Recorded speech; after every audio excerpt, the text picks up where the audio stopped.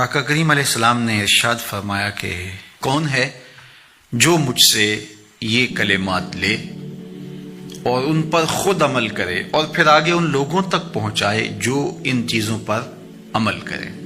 تو بہت سارے لوگ جھولیاں پھیلا کے آگے بڑھ جاتے، لیکن علم کے لیے جو حرص حضرت ابو ہریرہ کے سینے میں تھی اس وجہ سے انہوں نے پہل کی اور آگے بڑھ کے عرض کی حضور یہ خیرات میری جھولی میں ڈال دیجیے، میں خود بھی عمل کروں گا اور ایسے لوگوں تک پہنچاؤں گا بھی جو ان پر عمل پیرا ہوں۔ تو کہتے ہیں حضور نے میرا ہاتھ پکڑ لیا اور 5 چیزیں گنوائی۔ پہلی بات میرے حضور نے ارشاد فرمائی، اتق المحارم تکن عابد الناس، اللہ کی حرام کردہ چیزوں سے بچ جاؤ، تم لوگوں میں سب سے بڑے عبادت گزار بن جاؤ گے۔ نیکی کرنا بہت اہم ہے، لیکن یہاں جو تعلیم دی گئی وہ گناہ سے بچنے کی ہے۔ ایک شخص رات کو 100 نفل پڑھ لیتا ہے، لیکن صبح اٹھ کے کسی کا حق غصب کرتا ہے، کسی کو گالی دیتا ہے، جھوٹ بولتا ہے، کم تولتا ہے، کم ناپتا ہے، اللہ کے احکام کو توڑتا ہے، اور دوسرا شخص ساری رات عشاء کی نماز کے بعد سویا رہا اور دن کو فجر کے بعد اس نے جھوٹ نہیں بولا، کسی کو تنگ نہیں کیا، اللہ کی مخلوق کو ضرر نہیں پہنچایا، تو شریعت ایسے شخص کو پسند کرتی ہے جو اللہ کی حرام کردہ چیزوں سے بچ جائے، نیکی کی توفیق مل جائے، نفلی عبادات میسر آ جائیں تو بڑی بات ہے، لیکن اس سے بڑی بات یہ ہے کہ اللہ کی حرام کردہ چیزوں سے بچا جائے۔ دوسری بات ارشاد کی، وَرْضَ بِمَا قَسَمَ اللَّهُ لَكَ تَكُنْ أَغْنَى النَّاسِ، اللہ کی تقسیم پہ راضی ہو جا، لوگوں میں سب سے بڑا غنی تو ہوگا۔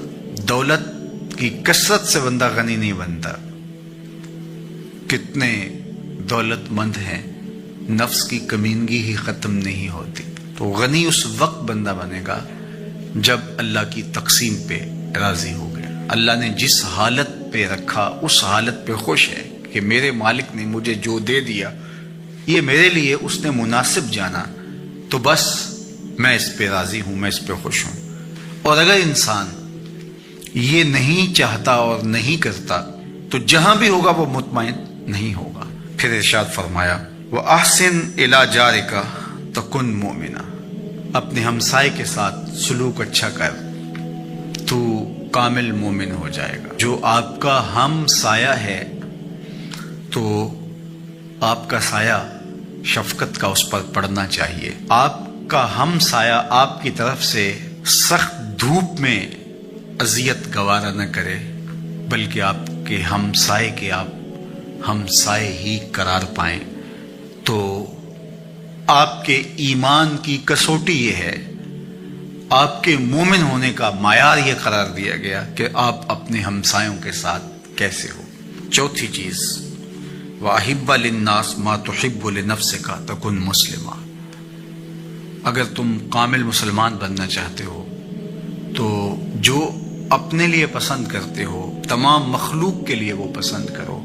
اب کوئی شخص یہ مزاج اپنی طبع میں راسخ کر لے تو معاشرے کے اندر شر، فساد، بدامنی، کسی کے حقوق کو غصب کرنا، کسی سے زیادتی کرنا، کسی کا برا چاہنا، سب کچھ ختم ہو جائے گا، اور یہ معاشرہ جنت نظیر بن جائے گا کہ جو ہم اپنے لیے پسند کرتے ہیں وہ ہم اپنے دوست کے لیے، بھائی کے لیے، ہمسائے کے لیے، عزیز کے لیے، رشتہ دار کے لیے پسند کریں۔ اور 5ویں بات، وَلَا تُكْثِرِ الضِّحْكَ فَإِنَّ كَثْرَةَ الضِّحْكِ تُمِيتُ الْقَلْبَ، ابو ہریرہ زیادہ ہنسا نہ کرو، زیادہ ہنسنے سے دل مر جاتا ہے۔ مسکرانا تو سنت ہے، مسکرانا حضور کی عادت تھی، جس کی تسکین سے روتے ہوئے ہنس پڑے، اس تبسم کی عادت پہ لاکھوں سلام۔ مسکرانے کے بعد اگلا مرحلہ دہک کا آتا ہے، لیکن دہک کبھی کبھی حضور سے صادر ہوا، اور کہا یہ حضور علیہ السلام سے صادر نہیں ہوا، تو کہے سے منع کر دیا گیا۔ دہک کبھی کبھی ہو اور تبسم آپ کی زندگی میں شامل ہو۔ اللہ اس حدیث پاک کا نور ہماری روحوں میں اتار دے اور ہمارے باطن میں چراغاں کرے۔ ٹھنڈا پانی ہے، میٹھا پانی ہے، کہا ہم نے روزہ رکھا ہے، اللہ دیکھ رہا ہے۔ ماہ سیام میں ہم پانی نہیں لیتے، اس لیے ہمیں یہ یقین ہوتا ہے تنہائی میں بھی اللہ دیکھ رہا ہے۔ یار جو اللہ رمضان میں دیکھتا ہے وہ غیر رمضان میں بھی دیکھتا ہے۔ پانی پینے لگو تو دیکھتا ہے، رشوت لینے لگو تو تب بھی دیکھتا ہے، آنکھ بھٹکے تو تب بھی دیکھتا ہے، خیال بہکے تو تب بھی دیکھتا ہے، سوچوں میں آوارگی آئے تو تب بھی دیکھتا ہے۔ یہ یقین تمہارے ساتھ اگر جڑ جائے کہ تمہارا رب تمہیں دیکھ رہا ہے تو پھر گناہ کرنا مشکل کیا ناممکن ہو جائے گا۔ ان اللہ خبیر بما تعملون، اور جو تم کرتے ہو تمہارا رب اس سے باخبر ہے۔ مت سمجھنا کہ وہ دیکھ نہیں رہا، تم کو چھٹی دے رکھی ہے تو اس کا یہ مطلب نہیں ہے کہ تم اس کی پہنچ سے باہر ہو یا اس کی نگاہوں میں نہیں ہو۔ تمہارے ایک ایک لمحے کو وہ دیکھ رہا ہے، ایک ایک ساعت کو ملاحظہ کر رہا ہے۔ بند کمرے ہوں یا مخفی غاریں، تم جہاں بھی دادے عیش دو تمہارا رب تمہیں دیکھ رہا ہے۔ کالے پہاڑ کی گہری غار میں چیونٹی چلتی ہے تو اس کے ننھے اور مہین پاؤں سے سینہ سنگ پر جو لکیر بنتی ہے تمہارا رب اس کو یوں دیکھتا ہے جیسے دیوار چین کو دیکھتا ہے۔ تو کیا وہ تمہارے اعمال کو نہیں دیکھتا؟ تمہارے ایک ایک عمل کو، تمہارے ارادے کو، تمہاری آنکھوں کی خیانت کو، تمہارے دل کے ارادے کو دیکھتا ہے۔ ایک ایک چیز سے وہ آگاہ ہے۔ وَلَا تَكُونُوا كَالَّذِينَ نَسُوا اللَّهَ، اور ان لوگوں کی طرح نہ ہو جانا جنہوں نے اللہ کو بھلا دیا، غافل ہو گئے، اپنی خواہشات کی زندگی گزارنے لگے۔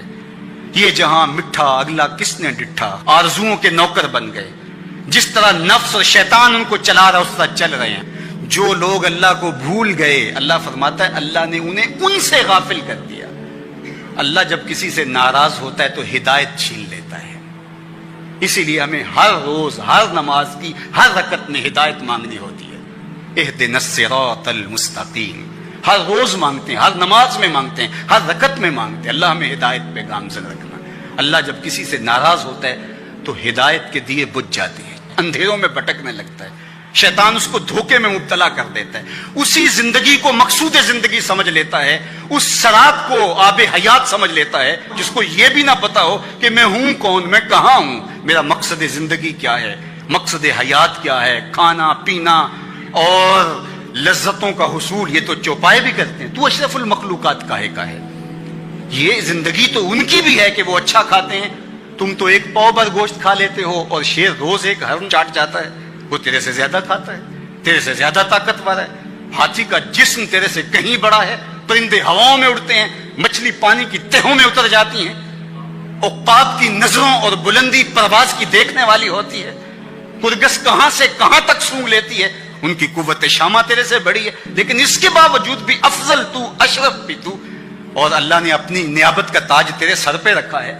تو تو مقصود ہے، تو تو مسجود الملائک ہے، فرشتوں کی پیشانی تیرے حضور جھکی ہے، تو اپنے آپ سے آشنا ہی نہیں ہے، تجھے پتہ ہی نہیں کہ تو کون ہے۔